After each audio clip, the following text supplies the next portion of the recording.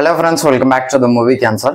So Nitin Jihani Chaudhary అనమాట, ఎవరో కాదు, మనకి కల్కి మూవీకి ప్రొడక్షన్ డిజైనర్ అనమాట. సో ఈయనైతే ఒక ఇంటర్వ్యూ ఇచ్చాడు, అదైతే చాలా వైరల్ అవుతుంది. సుప్రీం యాస్కిన్, అదే మూవీలో విలన్ తెలుసుగా, కమల్ హాసన్ గారు. సో ఆయన గురించి ఒక ఇంట్రెస్టింగ్ ఫ్యాక్ట్స్ కూడా ఏది చెప్పలేదు నాగార్జున గారు. ఇంటర్వ్యూలో అడిగినా కూడా ఆయన గురించి పార్ట్ 2లోనే ఉంటుంది, పార్ట్ 2లోనే ఉంటుందని జరుపుకొచ్చారు. సో చెప్తే మంచిగా ఉండవు అనే లోపే ఇంటర్వ్యూ పడిపోయింది అనమాట. సో ఆయన అయితే చాలా కొద్దిగా డీటెయిల్స్ అయితే రివీల్ చేశారు సుప్రీం యాస్కిన్ గురించి. సో అందులో మెయిన్ వచ్చేసి కాస్ట్యూమ్స్ అనమాట. ఈ మ్యాటర్ నేను ట్రైలర్ బ్రేక్ డౌన్ వీడియోలోనే చెప్పాను, మూవీ రిలీజ్ కు ముందే.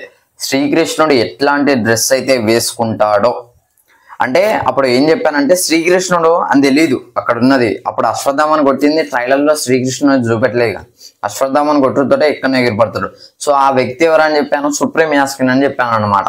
అంటే వైట్ డ్రెస్, ఇక్కడ supreme Yaskin white dress, same as usual గా కృష్ణుడు ఎట్లాంటి డ్రెస్ అయితే వేర్ చేస్తాడో అట్లాంటి డ్రెస్సే సుప్రీం యాస్కిన్ కూడా వేసుకుంటాడు. సో అదే అని చెప్పాను. దాని గురించి నితిన్ జిహానీ గారు కూడా చెప్పారనమాట. ఇట్లా ఆ డ్రెస్ ఎట్లయితే ఉంటుందో ఈ డ్రెస్ కూడా అట్లనే డిజైన్ చేశాం, అంటే అంత పవర్ఫుల్ అని అక్కడ ఆయన అయితే చెప్పుకొచ్చారు. ఇంకోటి ఏం చెప్పారంటే supreme Yaskin is working under some not visible force అని చెప్పారు అన్నమాట. సుప్రీం యాస్కిన్ కంటికి కనబడని ఏదో శక్తి కింద పనిచేస్తున్నాడు అని చెప్పారు. అది కలే కావచ్చు, ఎందుకంటే కలి గురించి మాట్లాడుకున్నట్లయితే కలికి రూపం ఉండదని మనకి అందరికీ తెలిసిందే. యాక్చువల్లీ కలికి రూపం ఉండదు, కలి మనిషి కాదనమాట. ఎవరిలో ఒక ద్వారా కలి వస్తాడు అనమాట, అంటే చెడ్డవాడై ఉండొచ్చు.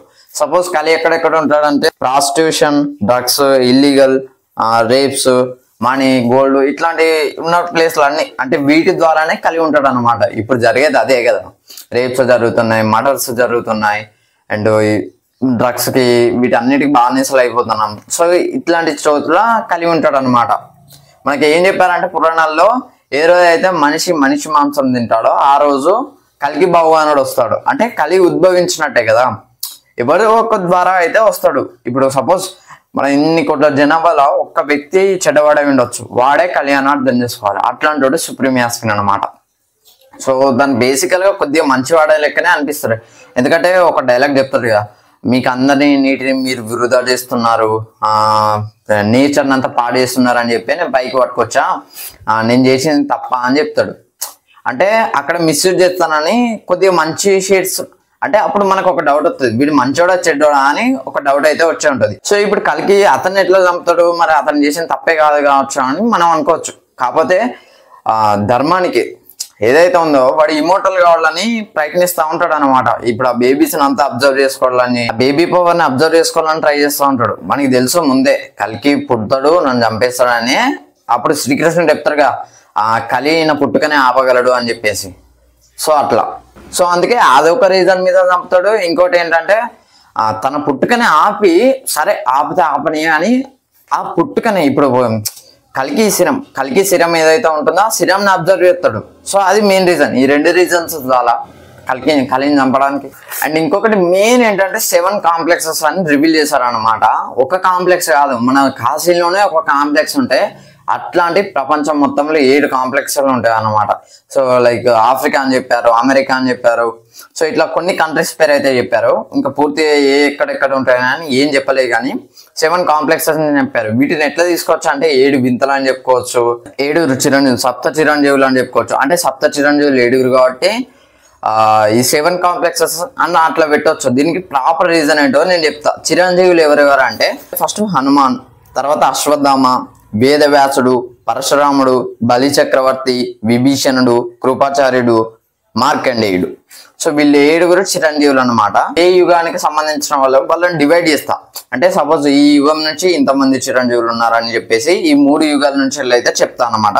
ఫస్ట్ చూసుకున్నట్లయితే సత్యయుగం నుంచి అనమాట. బలి చక్రవర్తి అదే ప్రహ్లాదుని మనవడు. సో బలి చక్రవర్తి ఎవరైతే ఉన్నాడో ఆయన అయితే చిరంజీవి. సో ఒకరే, అంటే సత్యయుగం నుంచి ఒకరే చిరంజీవి. ద్వాపర యుగం నుంచి 4 చిరంజీవులు ఉన్నారు. అండ్ త్రేతాయుగం నుంచి విభీషణుడు, హనుమంతుడు, వీళ్ళిద్దరు చిరంజీవులు. అండ్ ద్వాపర యుగం నుంచి అశ్వత్థామ, పరశురాముడు, వేదవ్యాసుడు, కృపాచార్యుడు, వీళ్ళు 4 చిరంజీవులు. టోటల్ గా 7 చిరంజీవులు. ఇంకొక చిరంజీవి కూడా ఉంటారు, మార్కండేయుడు. సో ఆయన శివుడి ద్వారా చిరంజీవుడు అవుతాడు అన్నమాట. సో ఆ మ్యాటర్ ఆయననైతే ఎందుకో ఇందులో ఇంక్లూడ్ చేయలేడు. మేబీ విష్ణు అవతారానికి సంబంధించినవి. ఎందుకంటే ఈ 3 యుగాలు కానీ విష్ణు అవతారానికి సంబంధించినవి. మీకు త్రేతాయుగంలో చూసుకున్న, సత్యయుగంలో చూసుకున్న, ద్వాపర యుగంలో చూసుకున్న 3 యుగాలలో ఆయన అవతరిస్తారు అన్నమాట. మెయిన్ ఈ 10 అవతారాల గురించి అయితే చెప్పబడుతుంది ఇప్పుడు ఈ కల్కి సినిమా అనేది. అండ్ ఈ 3 యుగాలలో విలన్స్ గురించి చెప్తా కొద్దిగా. ఫస్ట్ సత్యయుగంలో చూసుకున్నట్లయితే హిరణ్యాక్షుడు, హిరణ్యకశ్యపుడు వీళ్ళిద్దరిని చంపేస్తారు నరసింహ అవతారం అండ్ వరాహ అవతారం తోటి. సో వీళ్ళిద్దరు విలన్స్ అనమాట. సత్యయుగంలో వీళ్ళిద్దరు విలన్స్. అండ్ త్రేతాయుగంలో చూసుకున్నట్లయితే రావణాసురుడు, కుంభకర్ణుడు వీళ్ళిద్దరు విలన్స్. ద్వాపర యుగంలో చూసుకున్నట్లయితే కంసుడు, దుర్యోధనుడు, నరకాసురుడు వీళ్ళు 3 విలన్స్ అనమాట. సో వీళ్ళు 7 విలన్స్. సో వీళ్ళకి ఏంటి సంబంధం అని అంటే, సో కల్కికి ఏం చెప్పబడింది అని అంటే, మనకి ఇదైతే ఫ్రిక్షనలే. ఈ విలన్స్ గురించి నేను చెప్పేది అంతా కొద్దిగా ఫ్రిక్షనల్, అంటే ఇప్పుడు చెప్పబోయేది. సో హీరోస్ గురించి అయితే అది రాయబడింది కల్కి పురాణంలో. కల్కికి సపోర్ట్ చేయడానికి 7 ఇమ్మోర్టల్ 7 చిరంజీవులు ఖచ్చితంగా వస్తారు. అందులో ఒకరు అశ్వత్థామ అని మనకైతే క్లియర్ గా అర్థమైపోయింది అక్కడనే. అశ్వత్థామ అయితే వచ్చిండు. అట్లాంటి ఇప్పుడు ఒక కాంప్లెక్స్ అయిపోయింది, ఇంకా 6 కాంప్లెక్స్ లో ఉంటారుగా, 6 చిరంజీవులు వస్తారు. ఒక కాంప్లెక్స్ లో హనుమాన్ వస్తాడు, ఇంకో కాంప్లెక్స్ ఇంకోళ్ళు, అట్లా 7 మొత్తం అయ్యి అందరూ ఒక దగ్గరకు వస్తారు అన్నమాట. సో కల్కిని తీసుకొని మొత్తం 8 మంది హీరోస్. సో 8 మంది విలన్స్ కూడా ఉంటారు కదా. అందులో కాంసుడు, వాళ్ళ వీళ్ళు ఖచ్చితంగా ఏదో ఒక రూపాన ఖచ్చితంగా వస్తారు కలి దగ్గరికి. సో అందులో ఒకటే సుప్రీం యాస్కనే అనుకున్నాం కదా. 7వ విలన్ సుప్రీం యాస్కనే అనుకోవాలి. సో 8వ వాడు కలి అనుకోవాలి. కలి సపరేట్ కావచ్చు, ఎందుకంటే చెప్పాను కదా ఏదో ఒక కంటికి కనబడని ఫోర్స్ కింద పనిచేస్తున్నాడని. సో ఆ ఫోర్సే కలి కావచ్చు. సో కలే వీళ్ళ లోపలికి ఉండొచ్చు. ఎందుకంటే మనకి సుప్రీం యాస్కని సంబంధించి మనకి గూగుల్లో సెర్చ్ చేస్తాను, నేను దీని గురించి సపరేట్ వీడియో చేస్తా. ఆయన సైంటిస్ట్ అని చెప్పారన్నమాట.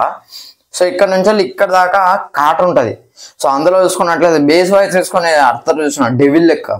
సో ఆ వాయిస్ ఎక్కడి నుంచి వచ్చింది? కలే కావచ్చు మేబీ. సో ఒక ఫోర్స్ కావచ్చు కలి. సో అప్పుడు 8 విలన్స్ వర్సెస్ 8 హీరోస్ అవుతుంది. సో డెఫినెట్ గా కల్కే గెలుస్తాడు, అదైతే మనకి అందులో అయితే డౌటే లేదు. సో ఇది ఫ్రెండ్స్ ఓవరాల్ గా కల్కి 2898 ADకి సంబంధించిన కొన్ని లీక్స్ అయితే ఆయన జిహానీ గారు అయితే చెప్పారన్నమాట. సో స్టోరీ ఎస్టిమేషన్ ఎట్లా ఉంటుందని కొద్దిగా నేను కూడా యాడ్ చేసి చెప్పాను అనమాట. ఇంకో వీడియోలో అయితే డెప్త్ గా మాట్లాడుకునే ప్రయత్నం అయితే చేద్దాం. సో ఇది ఫ్రెండ్స్ ఓవరాల్ గా వీడియో అయితే. వీడియో నచ్చితే లైక్ చేయండి, షేర్ చేయండి, కమెంట్ చేయండి, ఛానల్ సబ్స్క్రైబ్ చేసుకోండి. Thanks for watching. బై.